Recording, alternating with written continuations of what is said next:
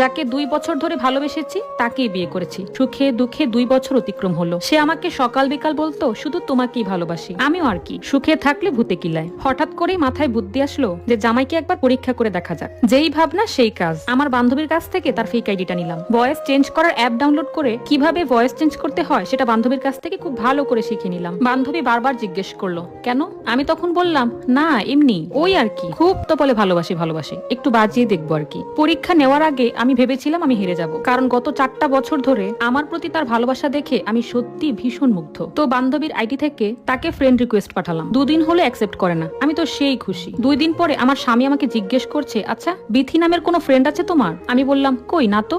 কেন? সে বলে উঠলো না বিথি নামের একটা মেয়ে আমাকে ফ্রেন্ড রিকোয়েস্ট পাঠিয়েছে। মনে মনে ভাবছিলাম সব বলেই দিই। পরক্ষণেই মনে হলো না বলবো না, দেখি কি হয়। দেখলাম সে পরের দিন অফিসে গিয়ে ফ্রেন্ড রিকোয়েস্ট অ্যাকসেপ্ট করলো। এটা দেখে তো আমি পুরাই অবাক। তাও ভাবলাম একটা মানুষ ফ্রেন্ড রিকোয়েস্ট অ্যাকসেপ্ট করতেই পারে, এই আর এমন কি। বলা বাহুল্য এই আইডিটা আমরা 2 বান্ধবী মিলে আজ থেকে 6 বছর আগে খুলেছিলাম। আর এই আইডিটাতে ইন্ডিয়ান একটা খুব সুন্দরী মডেলের ছবি আপলোড করা হতো। আর আমার ফ্রেন্ড এই আইডিটাতে প্রচুর অ্যাক্টিভ থাকতো, যার কারণে এটা যে ফেক অ্যাকাউন্ট সেটা বোঝাই যেত না। আমার হাজবেন্ড কখনো হিন্দি ভাষা বোঝে না, হিন্দি চ্যানেলের হিন্দি নাটক তো দূরে থাক। তাই সে ভেবেই বসলো যে আইডিটা হয়তো রিয়েল। আমার হাজবেন্ড রেগুলার চ্যাট করতে থাকে। আমার স্বামী কত কিছু যে পাঠাতো, অনেক সুন্দর সুন্দর রোমান্টিক সব কবিতা, ভালোবাসার মেসেজ, ছবি, আরো কত কি। সে বাসায় আসলে আমি চেষ্টা করতাম স্বাভাবিক থাকার। সে বাসায় ঢোকার আগে SMS গুলো ডিলিট করে তারপর ঢুকতো। আর বিথিকে বললো রাতে যেন কোনো প্রকারের SMS না যায়, কারণ তার বড় ভাই নাকি তার সাথে থাকে। ভাই যদি জানে যে সে কোনো মেয়ের সাথে কথা বলে তাহলে নাকি তার ভাই খুবই কষ্ট পাবে। সেদিন আমি ভালোই অবাক হয়েছিলাম। সে নিজের বউকে ভাই বানিয়ে দিল।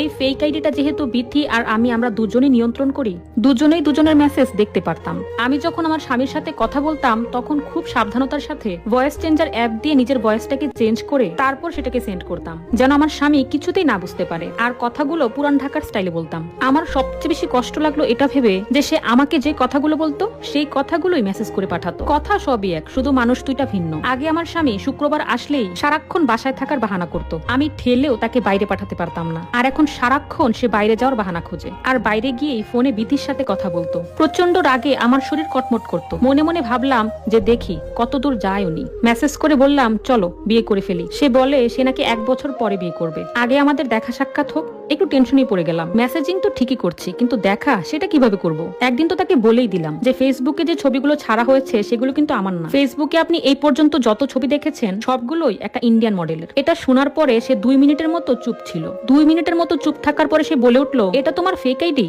আমি বললাম আরে না, আমি তো সত্যি, শুধু ছবিগুলোই মিথ্যা। সে রাগান্বিত হয়ে ফোনটাই কেটে দিল। আমি ভাবলাম যাক বাবা বেঁচে গেছি, না হলে দেখা করানোর জন্য মডেল কোথায় পেতাম। একটু পরে সে ফোন দিয়ে জানতে চাইলো কেন এমন করলাম। আমি বললাম আমার ভয় লাগে ফেসবুকে অন্য সবার মতো করে ছবি ছাড়তে, যদি কেউ খারাপ কিছু করে ফেলে। এখন তো ছবি দিয়ে কত মানুষে কত কিছু করে বেড়ায়, আমার ভয় লাগাটা স্বাভাবিক নয় বুঝি? সে হেসে ফেললো আর বলল কি যে বলো, সারা দুনিয়ার মানুষ ছবি ছাড়ছে আর তুমি কোথাকার কোন সেলিব্রিটি যে তোমার ছবি নিয়ে মানুষ এটা সেটা করবে? বোকামে, এখন তুমি তোমার রিয়েল পিক দিবে। আমি বলে উঠলাম না, দেখা করতে গেলে নিজেই দেখে নিয়েন। সে তো মহা খুশি, কারণ সে অনেক দিন থেকে আমাকে বলছে, কিন্তু আমি রাজি হই না। আজ নিজে থেকেই বলে দিলাম। ফোনটা রেখে দেবার পরে প্রচন্ড টেনশনে পড়ে গেলাম। মুখ ফুটেতে বলেই ফেললাম এবার কি করব, কাকে দেখা করাবো? কাউকে বলতেও লজ্জা লাগছিল। আর সে তো মোটামুটি আমার সব ফ্রেন্ডকেই চিনে। হঠাৎ করেই মনে পড়লো ছোট থেকেই আমার বেস্ট ফ্রেন্ড রিমার কথা। ক্লাস 7-এ ওঠার পরে চিটাগাঙে তার ফ্যামিলি শিফট হয়। তার কথা আমি আমার হাজবেন্ডকে অনেকবার বলেছি, কিন্তু আমার হাজবেন্ড কখনোই তাকে দেখেনি। সে আমার ফেসবুকের ফ্রেন্ড লিস্টেই ছিল।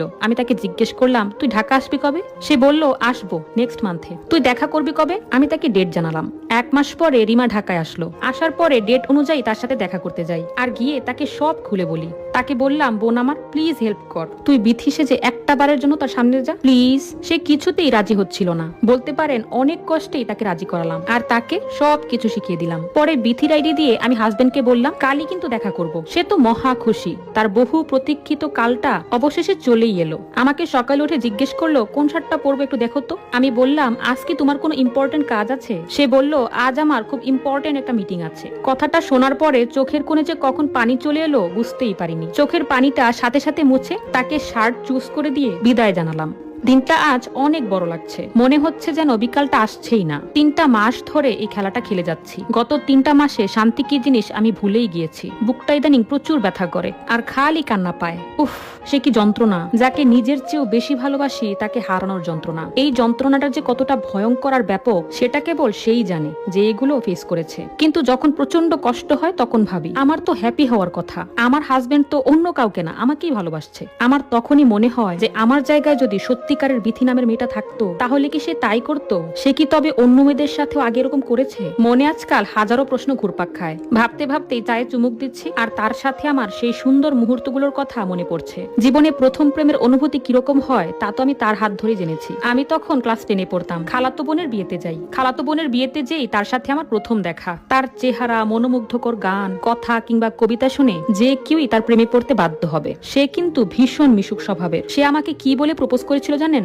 বলেছিল, তুমি কি আমার পথ চলার সাথী হবে? আমি তো প্রচন্ড অবাক। ছেলে বলে কি? আমি তো তার সম্পর্কে তেমন কিছুই জানি না। আমি তাকে বললাম, দেখেন, দুষ্টুমি করার কিন্তু একটা লিমিট থাকে। সে বলল, সত্যি বলছি, আমি তোমাকে ভালোবেসে ফেলেছি। তোমার যতদিন লাগে তুমি সময় নাও, তাও আমাকে রিজেক্ট করে দিও না প্লিজ। আমি কিন্তু ভীষণ কষ্ট পাবো। তুমি সময় নাও, আমার সম্পর্কে জানো, বোঝো, তারপর না হয় সিদ্ধান্ত নিও। তার কথায় জাদু ছিল। ফোন নাম্বারটা দিয়ে চলে আসলাম। তারপর থেকেই শুরু হয় তার সাথে আমার কথা বলা। সে আমাকে প্রচন্ড মিষ্টি মিষ্টি কথা বলতো আর খুব সুন্দর সুন্দর কবিতা এবং গান শোনাতো। এরকম করতে করতেই 2টা বছর কেটে যায়। কেন জানি না তাকে প্রচন্ড ভালো লাগতে শুরু করে। তার মধ্যে কিছু একটা তো ছিলই। যখন কলেজে উঠলাম সে প্রায়ই আমাকে নিয়ে দূরে ঘুরতে যেত। তবে আমাদের মধ্যে কখনোই খারাপ কিছু হয়নি। তার সাথে সময় কাটাতে আমার ভীষণ ভালো লাগতো। একদিন ব্রিজে ঘুরতে গেলাম। বলা নেই কওয়া নেই, হঠাৎ করে সে হাঁটু গেড়ে বসে এত পাবলিকের সামনে পকেট থেকে একটা ছোট্ট গোলাপের কলি আর একটা চকলেট বের করে আমাকে বলে বসলো, তোমাকে প্রচন্ড ভালোবাসি কলিজা, সারা জীবন তোমার হয়েই বাঁচতে চাই, তোমার হয়েই থাকতে চাই। একটা গোলাপ ফুলকে যেভাবে মানুষ সাজিয়ে রাখে তার চাইতেও বেশি যত্ন করে তোমাকে আমি আমার জীবনে সাজিয়ে রাখবো। শুধু একটা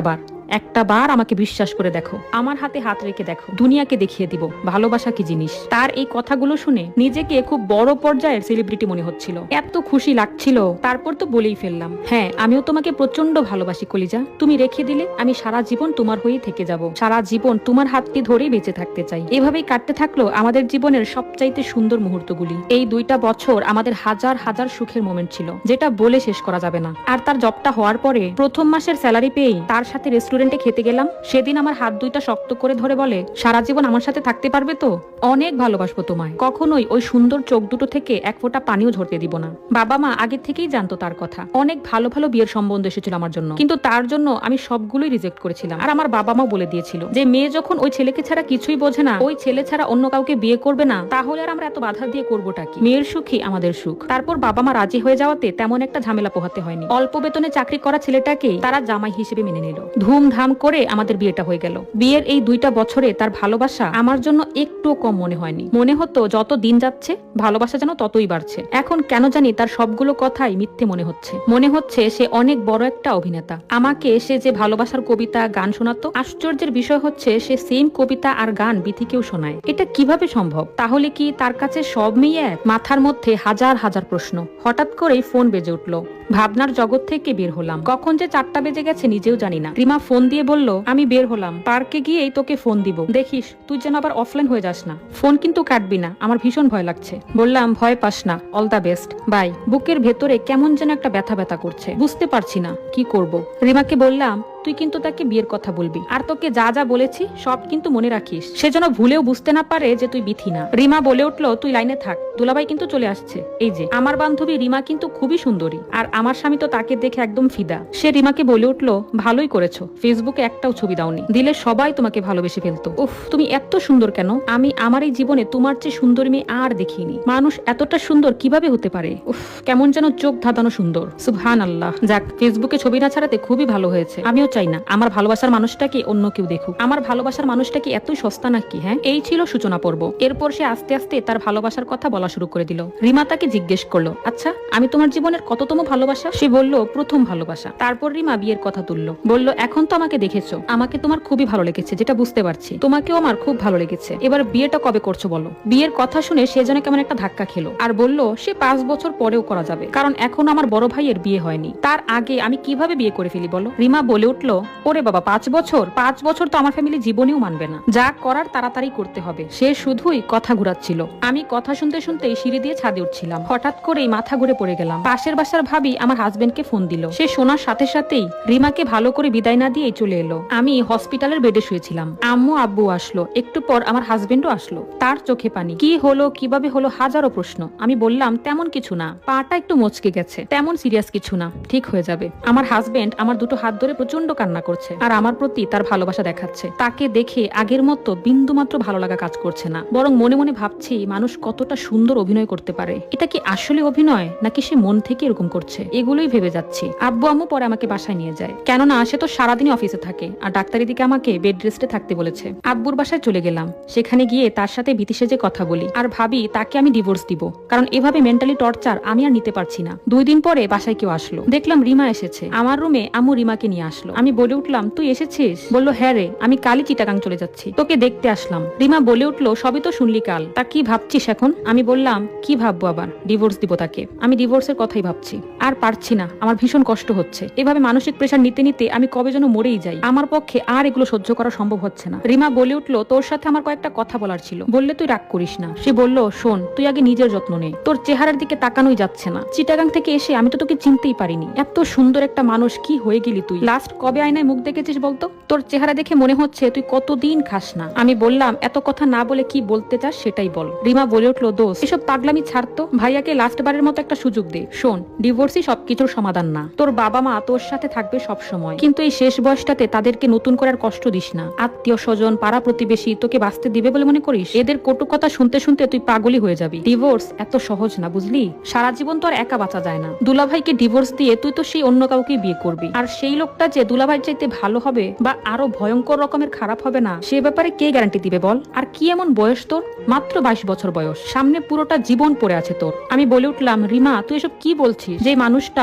4টা বছর ধরে আমার সাথে অভিনয় করে গেল, আমার ইমোশন, ভালো লাগা সবকিছু নিয়ে ছিনিমিনি খেলেছে, সেই লোকটার সাথে বাকিটা জীবন আমি কিভাবে পার করব? আমার ভেতরে কি চলছে তা যদি একটাবার তোকে দেখাতে পারতাম। তুই তো এখনো বিয়েই করিসনি, এই পরিস্থিতিতেও পড়িসনি। যেদিন পড়বি সেদিন বুঝবি। তোর সাথে তোর জামাই যদি এমন কিছু করতো, তুই তাকে মাফ করে দিতি? রিমা বলল, দোস্ত, আমি যা করতাম তাই তোকে বলছি। তুই আমার বেস্ট ফ্রেন্ড। বেস্ট ফ্রেন্ড না, তুই তো আমার বোন। সবার ভালোবাসা এক হয় না রে, এটাই বাস্তবতা।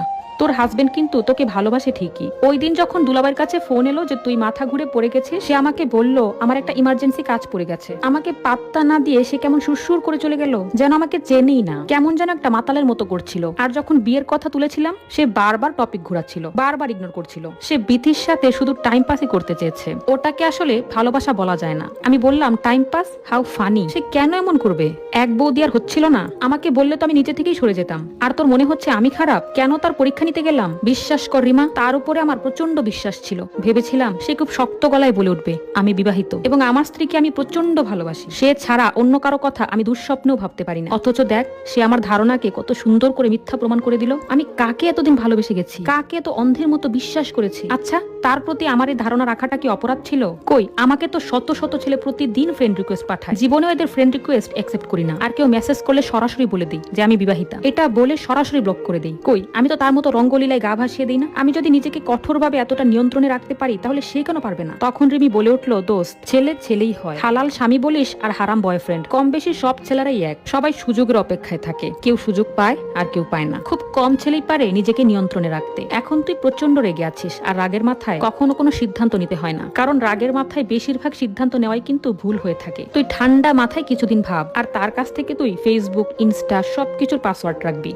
দেখ কি করে। আমি বলি, এগুলো কিভাবে চাইবো? রিমা বলে উঠলো, তোর মাথায় তো ভালোই বুদ্ধি, কোনো না কোনো উপায় তুই নিশ্চয়ই পেয়ে যাবি। আমি তাহলে যাই রে, ভালো থাকিস। রিমা চলে যাওয়ার পরে তার বলা কথাগুলো আমাকে খুব ভাবাচ্ছে। সে যা কিছু বলেছে কেন জানি সব ঠিক মনে হচ্ছে। পা পুরোপুরি ঠিক হওয়ার পরে আমি আমার হাজবেন্ডের কাছে চলে গেলাম। বাসায় থাকাকালীন টাইমে আমি তার সাথে ভীতি হয়ে কথা বলতাম। ফেসবুকে একদিন একটা পোস্ট দেখলাম, কে যেন লিখেছে যে ছেলেদের কাছে পাসওয়ার্ড চাওয়া মানে তাদের একটা কিডনি চাওয়া। আমি তাকে পোস্টটা দেখালাম আর হাসতে হাসতে বললাম, কি থাকে বলো তো তোমাদের ফেসবুক আইডিতে? তোমাদের পাসওয়ার্ড দিতে এত সমস্যা কোথায়? সে বলে উঠলো, ধুর, এগুলো আজাইরা কথা। আমি বললাম, ঠিক আছে, আজাইরা কথাই যদি হয়ে থাকে তাহলে তোমার ফেসবুক পাসওয়ার্ডটা দাও। সে তো কোনোভাবেই দিচ্ছে না। রাগ করে চলে গেলাম রান্নাঘরে রান্না বসাতে। সে ফোনে ব্যস্ত, আর আমি মনে মনে ভাবছি আর না। হঠাৎ করে সে পেছন থেকে জড়িয়ে ধরলো আর বলল, আমার ফেসবুকের পাসওয়ার্ড তোমার চাই, এই নাও। বলে তার ফোনটা আমার হাতে তুলে দিল। আর আমিও সুযোগ পেয়ে সব চেক করে নিলাম। দেখলাম সে বিথির সব মেসেজ ডিলিট করে দিয়েছে। মনে মনে ভাবলাম, নো প্রবলেম, সে ওয়াশরুমে গেলে বিথির আইডি থেকে মেসেজ করব। রাতে সে ওয়াশরুমে গেলে আমি বিথির আইডিতে ঢুকি।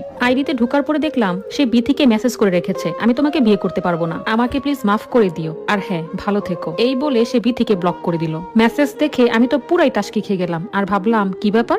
তার মানে কি রিমার কথাই সত্যি ছিল? সে কি বিথির সাথে শুধু টাইম পাসই করে গেল? তাও কোনোভাবেই স্বাভাবিক হতে পারলাম না। কিছুদিন ধরে মাথাটা খুব ভারী ভারী লাগে। ভাবলাম পর্যাপ্ত ঘুম হয় না, তাছাড়া টেনশন হয়তো বা। হাজবেন্ডকে বলার সাথে সাথেই সে আমাকে ডাক্তারের কাছে নিয়ে গেল। ডাক্তার আমাকে পরীক্ষা করে জানায় আমি নাকি 2 মাসের প্রেগনেন্ট। এই কথাটা শুনে সে যেন প্রচন্ড খুশিতে আত্মহারা হয়ে গেল। সে আমার প্রচন্ড যত্ন নেওয়া শুরু করলো। তবে কেন জানি আর তাকে আগের মতো ভালোবাসতে পারি না। আমার প্রতি তার করা যত্ন কিংবা ভালোবাসা কেন জানি মিথ্যা মনে হয়। 10 মাস পরে আমাদের ছেলের সন্তান এই পৃথিবীতে আসলো। আমার হাজবেন্ড তো ভীষণ খুশি। অফিসে গিয়ে ছেলেকে দেখার জন্য বারবার ভিডিও কল দেয়। ছেলের 3 মাস হওয়ার পর থেকেই সে তার ছেলেকে বুকের উপরে রেখে ঘুমায়, আর এটা না করলে সে রাতে কিছুতেই ঘুমাতে পারে না। ছুটির দিনে সে বাইরে না যেয়ে বাচ্চার প্রস্রাব পায়খানা যুক্ত কাপড় চোপড় ধুয়ে সুন্দর করে রোদে মেলে দেয়। সে কি বলে জানেন? যেহেতু আমার সন্তান তার দাদা দাদের আদর পাবে না, তাই তাদের ভাগের যত্ন আর আদর ভালোবাসা আমি আমার সন্তানকে একাই দেব। আমার না খুবই ভালো লাগে। আমার প্রতি তার আবেগ, ভালোবাসা কিংবা যত্ন সবকিছুই অভিনয় হলে হতেও পারে, কিন্তু তার সন্তানের প্রতি তার যে যত্ন কিংবা ভালোবাসা সেটা তো অভিনয় হতে পারে না। ছেলের প্রতি বাবার ভালোবাসা এটা তো সত্যি।